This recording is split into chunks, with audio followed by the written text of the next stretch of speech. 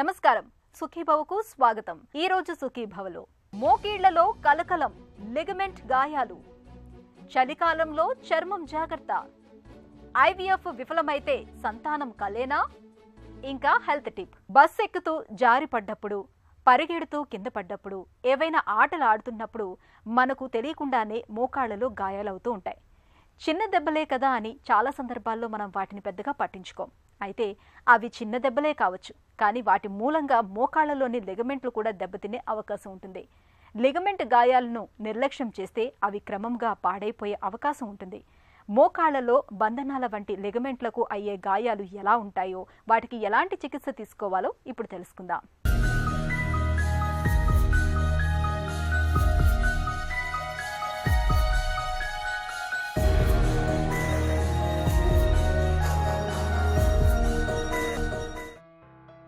కదలిక మనిషి జీవితంలో అంతర్భాగం. కదలికలకు ఆధారం ఎముకలు, కీళ్లు, లిగమెంట్లు, కండరాలు అని చెప్పచ్చు. ఎముకలు, కీళ్లను దృఢంగా పట్టి ఉంచేవి లిగమెంట్లే. ముఖ్యంగా మోకీళ్లు జారిపోకుండా తాళ్లలాగా పట్టి ఉంచుతాయి. ఈ లిగమెంట్లకు ఉండే స్థితిస్థాపక గుణం వల్లే ఎముకలు, కీళ్లు రక్షింపబడతాయి. ఈ లిగమెంట్లు మోకీలకు ముందు, వెనక, పక్క భాగాల్లో ఉంటాయి. వీటిని మనం వరుసగా యాంటీరియర్, పోస్టీరియర్, కొల్లేటరల్ లిగమెంట్స్ అని పిలుస్తాం. ప్రమాదాల్లో గాయపడ్డప్పుడు, బస్సులు ఎక్కుతున్నప్పుడు, రన్నింగ్లో కింద పడ్డప్పుడు, డాన్సు చేస్తూ పడిపోయినప్పుడు, ఎక్కువసేపు నిలబడి పనిచేస్తున్నప్పుడు, పొరపాటున తూలిపడ్డప్పుడు, ఆటలాడుతూ కింద పడ్డప్పుడు లిగమెంట్స్ దెబ్బతింటూ ఉంటాయి.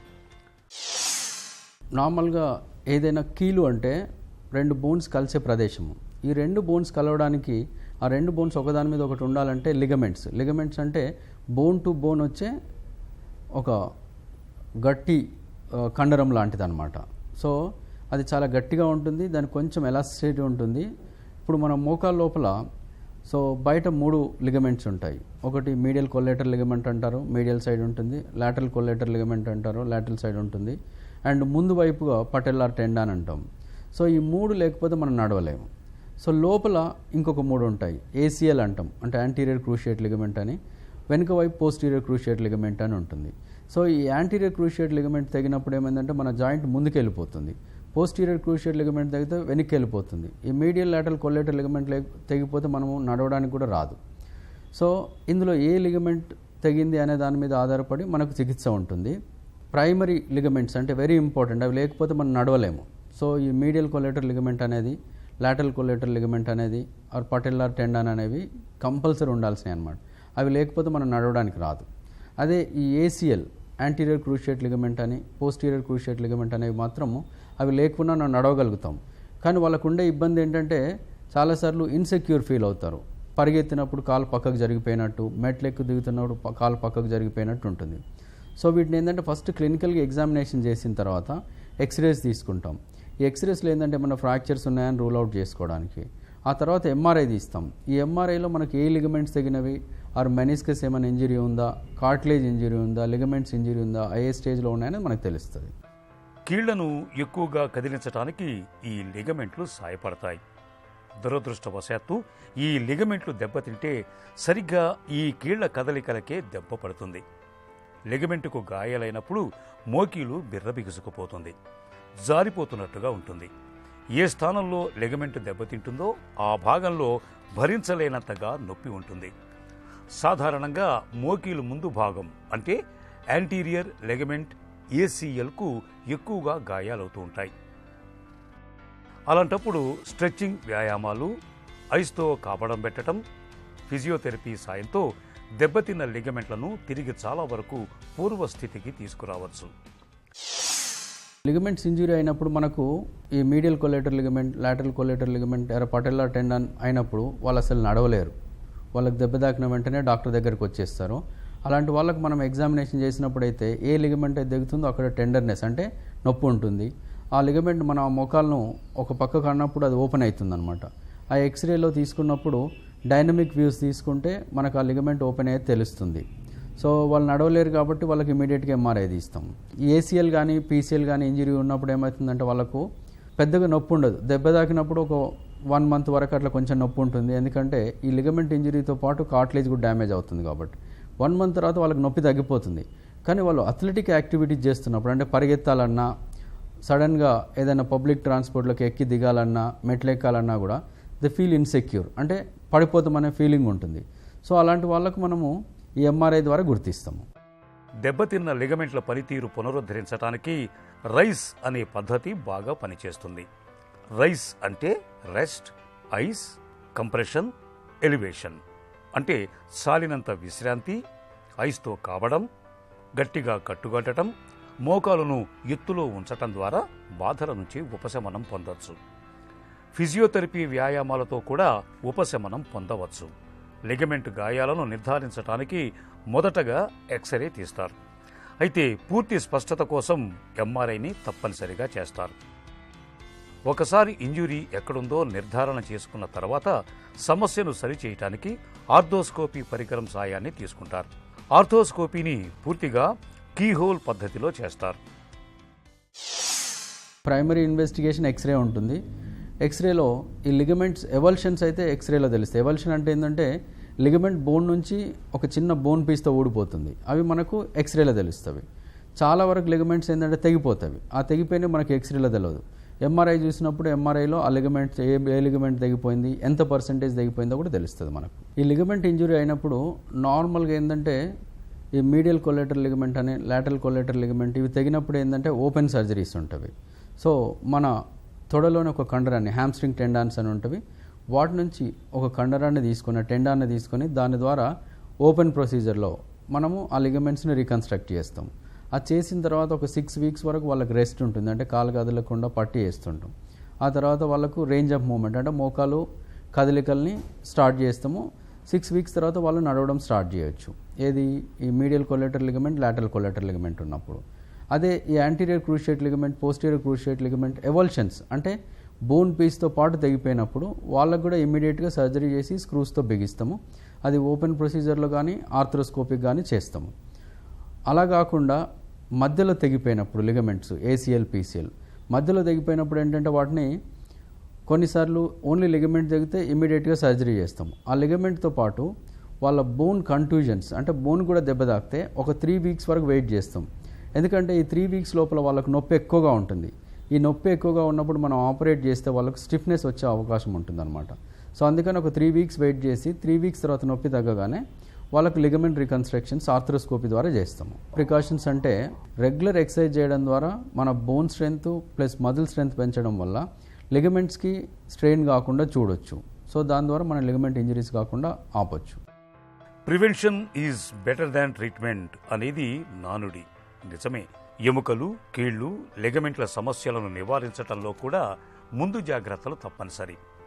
వార్మప్ ఎక్సర్సైజెస్, మోకీలను పటిష్టం చేసే స్విమ్మింగ్, సైక్లింగ్ వంటి వ్యాయామాల్ని నిత్యం చేయటం, తరచూ ఫిజియోథెరపీ లాంటివి చేయొచ్చు.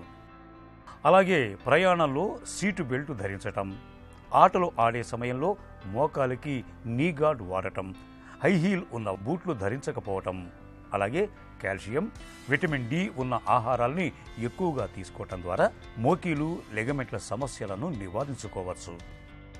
చలికాలంలో మన చర్మానికి చాలా చిక్కులు ఎదురవుతుంటాయి. వణికించే శీతాగాలి మూలంగా మన చర్మం అంతా ఇట్టే పొడిబారిపోతూ ఉంటుంది. కాళ్ళు, చేతులపైన పగుళ్లు వస్తూ ఉంటాయి. పెదవులు చిట్లిపోతూ ఉంటాయి. చివరికి పాదాలు, జుట్టుకు కూడా చలి మూలంగా సమస్యల తాకిడి పెరుగుతూ ఉంటుంది. ఇక సోరియాసిస్ వంటి మొండి జబ్బులు ఈ చలి సీజన్లో మరింత ఉధృతంగా మారుతూ ఉంటాయి. ఈ నేపథ్యంలో చలిపులి దాడి నుంచి మన చర్మాన్ని కాపాడుకునేందుకు ఏం చేయాలి? వేధించే సోరియాసిస్ వంటి జబ్బుల్ని ఎలా అదుపులో ఉంచుకోవాలి? చలికాలంలో చర్మ సంరక్షణ కోసం ఏం చేయాలో, ఎలాంటి జాగ్రత్తలు తీసుకోవాలో ఇప్పుడు తెలుసుకుందాం.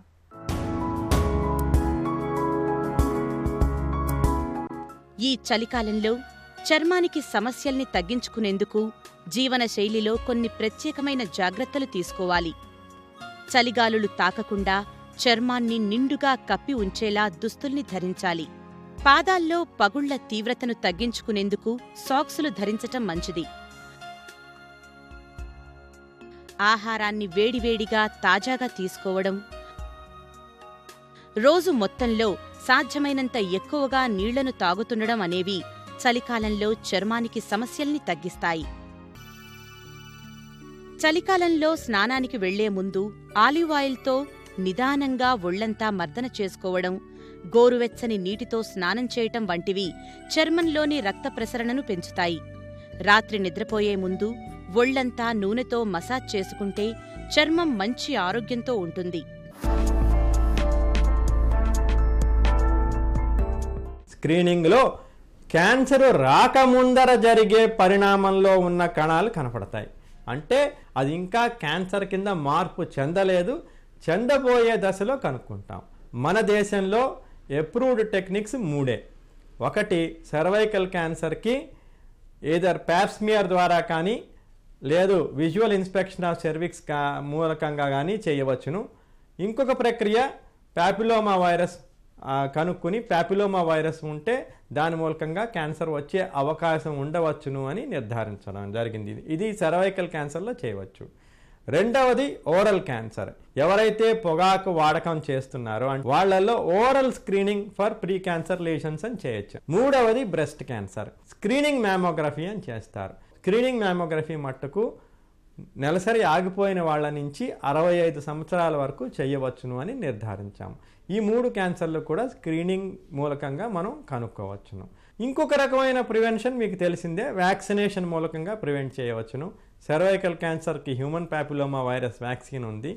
అది దాన్ని సర్వైకల్ క్యాన్సర్ని, యానల్ క్యాన్సర్ని, థ్రోట్లో వచ్చే క్యాన్సర్స్ని 3ని ప్రివెంట్ చేస్తుంది. అది ఐవీఎఫ్ వంటి కృత్రిమ గర్భధారణ పద్ధతులు అందుబాటులోకి వచ్చాక సంతాన భాగ్యాన్ని పొందడం చాలా వరకు సులువైపోయింది. అయితే కొంతమంది దంపతులకు ఐవీఎఫ్తోనూ ఫలితం కనిపించిన పరిస్థితి ఎదురవుతూ ఉంటుంది. ఎన్నిసార్లు ప్రయత్నించినా ఐవీఎఫ్ విఫలమవుతూ ఉంటుంది. మరి ఇలాంటి పరిస్థితుల్లో సంతానం తీరని కలేనా? ఐవీఎఫ్ ఫెయిల్ అయినప్పటికీ ఆధునిక సాంకేతిక చికిత్సల సాయంతో పండంటి సంతానాన్ని పొందడం సాధ్యమే. జీరో కౌంట్ ఉన్నప్పటికీ, అండాలు పూర్తిగా దెబ్బతిన్నప్పటికీ గర్భధారణను సుసాధ్యం చేయొచ్చని చెబుతున్నారు నిపుణులు. ఐవీఎఫ్ విఫలమైన పరిస్థితుల్లో సంతాన సాఫల్యతను సాధ్యం చేసే ఆధునిక చికిత్సల గురించి పూర్తి వివరాల్ని డాక్టర్ని అడిగి ఇప్పుడు తెలుసుకుందాం.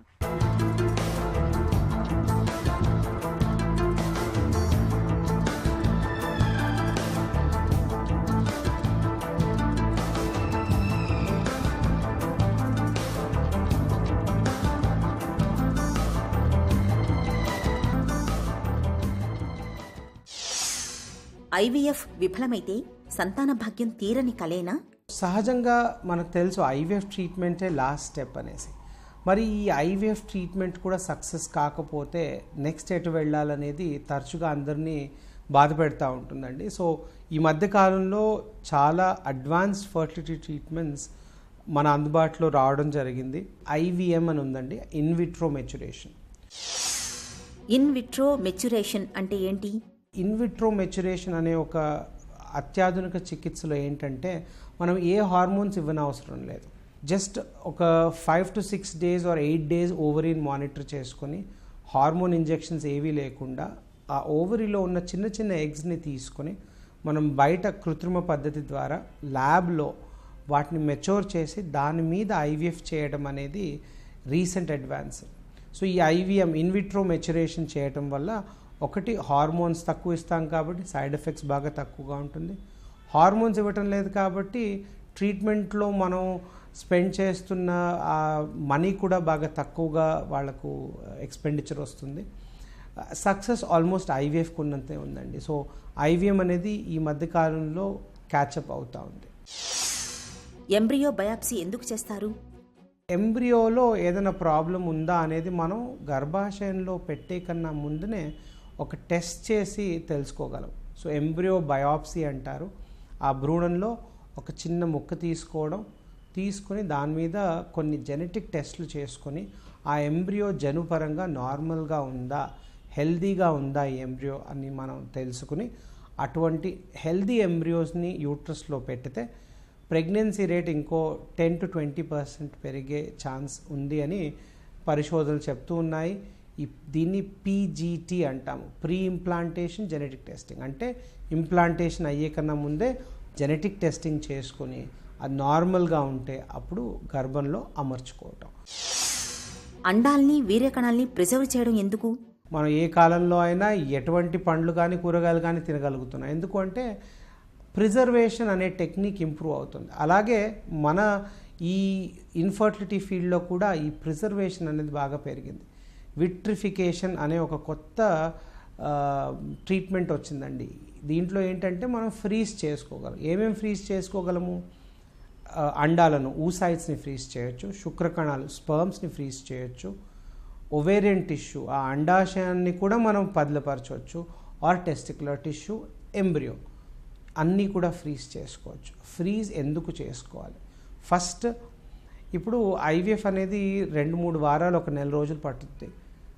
ట్రీట్మెంట్ చేసే ఫైనల్ డే రోజు భర్త రాకపోవటం, శాంపిల్ లేకపోవటం, వేరే ఏదైనా ప్రాబ్లం రావచ్చు. అందుకే మనం ముందుగానే బ్యాకప్గా ఒక శాంపిల్ ఫ్రీజ్ చేసి పెట్టుకోవడం. ఆర్ ఈ మధ్య సోషల్ ఫ్రీజింగ్ మనం మాట్లాడుకున్నాం. కెరియర్ అనేది అందరికీ ఇంపార్టెంట్ అయిపోయింది. మరి మహిళలు ఎందుకు 22-23లో వివాహం చేసుకుని పిల్లలు పుట్టేస్తే ఇంకా అక్కడికి వాళ్ళ కెరియర్ స్టాప్ అయిపోవచ్చు. సో అది కరెక్ట్ కాదు. సో వాళ్ళు కెరియర్లో ఉండిపోతే మరి 35 తర్వాత ప్రెగ్నెన్సీ అనేది ఇబ్బంది అయిపోతుంది.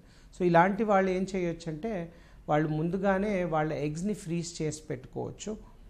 అలా ఫ్రీజ్ చేసిన ఎగ్స్ వాడి మనం ఫ్యూచర్లో ఐవీఎఫ్ చేసే అవకాశం ఎంతైనా ఉందండి. ఈ సోషల్ ఫ్రీజింగ్ అనే కాన్సెప్ట్ ఈ మధ్యకాలంలో బాగా క్యాచప్ అవుతోంది. సరైన టైం వచ్చినప్పుడు అలా ఫ్రీజ్ చేసిన ఎగ్స్ ద్వారా మాతృత్వం, ఆ పేరెంట్హుడ్ అనే ఒక కళని వాళ్ళు నెరవేర్చుకుంటున్నారండి. ఫ్రీజ్ చేసిన ఎగ్ కానీ, స్పర్మ్ కానీ, ఎంబ్రియో కానీ ఎన్ని ఏళ్ళైనా పెట్టుకోవచ్చు. 10 ఏళ్ళు కానీ 20 ఏళ్ళు కానీ అది భద్రంగా ఉంటాయి. లిక్విడ్ నైట్రోజన్ అనే ఒక పర్టిక్యులర్ కెమికల్లో ఈ ఎగ్ స్పర్మ్ని మనం పెట్టడం జరుగుతుంది. కాబట్టి preservation will be there for a longer period. వీర్యకణాలు అసలు లేకపోయినా గర్భధారణ సాధ్యమేనా? పురుషుల్లో సంతానలేమి ఉన్న వాళ్ళలో కూడా ఈ మధ్యకాలంలో చాలా అత్యాధునిక చికిత్సా పద్ధతులు రావడం జరిగిందండి. సో నార్మల్గా ఈ శుక్రకణాలు కంప్లీట్గా లేకపోవడం, ఏజూస్పర్మియా అంటాం, అంటే నిల్ స్పర్మ్ కౌంట్. మనం గతంలో చూసుకుంటే 0 స్పర్మ్ కౌంట్కి ట్రీట్మెంట్ ఉండేది కాదు. స్పర్మ్ లేదు అంటే ఇంకా వాళ్ళు డోనర్ స్పర్మ్ కన్నా వెళ్ళాలి, అంటే దాతల ద్వారా సేకరించిన స్పర్మ్తో అన్నా ప్రెగ్నెన్సీ ట్రై చేయాలి, ఆర్ అడాప్షన్కి వెళ్ళిపోవాలి. కానీ ఈ మధ్యకాలంలో ఈ శస్త్రచికిత్సలు, సర్జరీస్ బాగా ఇంప్రూవ్ అయ్యాయి. మనం టీసా ఆర్ టీసీ అంటాం, అంటే testicular sperm aspiration.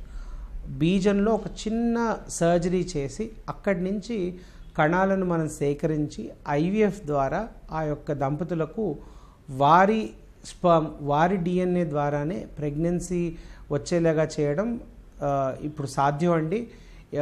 Success rates నార్మల్గా ఉన్న స్పర్మ్ వాళ్ళకి ఇలా టెస్టెస్ నుంచి సేకరించిన వాళ్ళకి అంతా ఈక్వల్గా ఉంటుంది. ఏమాత్రం వ్యత్యాసం ఉండదు, ప్రాబ్లమ్స్ కూడా ఉండదు. సో నిల్ స్పర్మ్ కౌంట్ ఉన్నా కూడా ట్రీట్మెంట్ అనేది అవైలబుల్గా ఉంది. మీరు మీ డాక్టర్తో డిస్కస్ చేసుకుని ఎటువంటి దారిలో వెళ్తే ఏం చేయగలం అనేది మీరు తెలుసుకోవడం హెల్ప్ఫుల్గా ఉంటుందండి. గర్భాశయంలో సమస్యలకు చికిత్స ఎలా ఉంటుంది? ముందుగా గర్భాశయంలో ప్రాబ్లం ఏంటి? కణుతులు అంటే ఫైబ్రాయిడ్స్ ఉన్నాయా, ఆర్ ట్యూబర్క్లోసిస్ రావడం వల్ల లోపలి పొర అన్న దెబ్బతినిందా? వీటన్నిటికీ శస్త్రచికిత్సలు బాగా ఇంప్రూవ్ అయ్యాయి. అండ్ ఇవన్నీ కూడా కీహోల్ సర్జరీస్, లాప్రోస్కోపీ ద్వారా చేసుకోవచ్చు, ఆర్ హిస్ట్రోస్కోపీ అంటే మనం త్రూ ద వెజైనా యూట్రస్లో కెమెరా వేసి ఎటువంటి కట్ చేయడం సూచన లేకుండా వీడియో కెమెరా వేసి మనం సర్జరీస్ చేసుకోవచ్చండి. సో సర్జరీస్ బాగా ఇంప్రూవ్ అయ్యాయి. ఆ ఇంటర్వెన్షన్స్ అవసరం అయితే చేసుకోవడం. ఇటీవల కాలంలో ఈఆర్ఏ, ఎండోమెట్రియల్ రిసెప్టివిటీ యారే అనే ఒక కొత్త టెస్ట్ రావడం జరిగింది. ఈ టెస్ట్ ఏం చెప్తుందంటే, మనం గర్భాశయం నుంచి ఒక చిన్న ముక్క బయాప్సీ తీసుకొని పంపిస్తే ఈ టెస్ట్ మనకి ఈ గర్భాశయంలో ఎంబ్రియో ఏ కాలంలో అతుక్కోవాలి అని ఆ టైమింగ్ ఇస్తుంది. సహజంగా మనం చూస్తే ఈ ఓవరీలో ఎగ్ రిలీజ్ అవ్వడం, అండాశయంలో అండం విడుదలైన 6th or 7th డే ఈ ఎంబ్రియో అనేది యూట్రస్కి అతుక్కోవడం జరుగుతుంది. ఈ టెస్ట్ చేయడం ద్వారా కొంతమందికి ఏంటంటే అది 5th డే అయిపోతుంది, కొంతమందికి 8th డే ఉండొచ్చు. ఆ డ్యూరేషన్ ఏంటి? విండో ఆఫ్ ఇంప్లాంటేషన్ అంటాం. సో ఈ ఎరా టెస్ట్ మనకు ఏ టైంలో ట్రాన్స్ఫర్ చేస్తే ఎంబ్రియో అతుక్కోవచ్చో అనేది ఇన్ఫర్మేషన్ వస్తుందండి. దాంతో సక్సెస్ కొద్దిగా ఇంప్రూవ్ అవుతుంది. సో గర్భాశయంలో ఉన్న సమస్యలకు సర్జరీ అవైలబుల్ ఉంది. మనం ఎరా టెస్ట్ చేసుకోవచ్చు. సంతానలేమికి లేజర్ చికిత్సలతో ఫలితం ఉంటుందా? ఈ మధ్యకాలంలో చూస్తే ఏ డిపార్ట్మెంట్లో వెళ్ళినా కళ్ళకు లేజర్, దంత చికిత్సలో లేజర్, అలాగే రీప్రొడక్టివ్ ఫీల్డ్లో కూడా లేజర్ అనేది చాలా ఇంపార్టెంట్గా ఇంటర్వెన్షన్స్లో వాడుతూ ఉన్నారు. సో ఒకటి లేజర్, మనం ఇంతకుముందు పీజీటీ అనే ఒక అడ్వాన్స్ ట్రీట్మెంట్ మాట్లాడుకున్నాం. అది చెయ్యాలి అంటే laser is a very safe procedure to use. ఎంబ్రియోకి ఏ డ్యామేజ్ లేకుండా చూసుకుంటుందండి. ఐవీఎఫ్ ఫెయిల్ అయిందని ఇక మాకు పిల్లలు పుట్టారని దిగులు చెందాల్సిన అవసరం లేదు. ఐవీఎఫ్ ఫెయిల్ అయినప్పటికీ ఐవీఎం, తెస, పీజీటీ వంటి ఆధునిక చికిత్సల సాయంతో పండంటి సంతానాన్ని పొందవచ్చు. ఒక చిన్న చిట్కా మీకోసం. సోరియాసిస్తో బాధపడే వాళ్ళు ఈ చలికాలంలో ముందుగా ఉన్ని బట్టలు వేసుకుని వాటిపైన స్వెటర్లు ధరించడం మంచిది. ఇలా చేయడం వల్ల చలికాలంలో సోరియాసిస్ తీవ్రం కాకుండా ఉంటుంది. సుఖీభవ కార్యక్రమానికి సంబంధించిన మీ విలువైన సూచనలు, సలహాలను వెంటనే మాకు రాయండి. మా చిరునామా Sukhibhava, ETV, Ramoji film city, Hyderabad 501512 లేదా sukhibhava@etv.co.in కు మెయిల్ చేయండి. ఈ కార్యక్రమం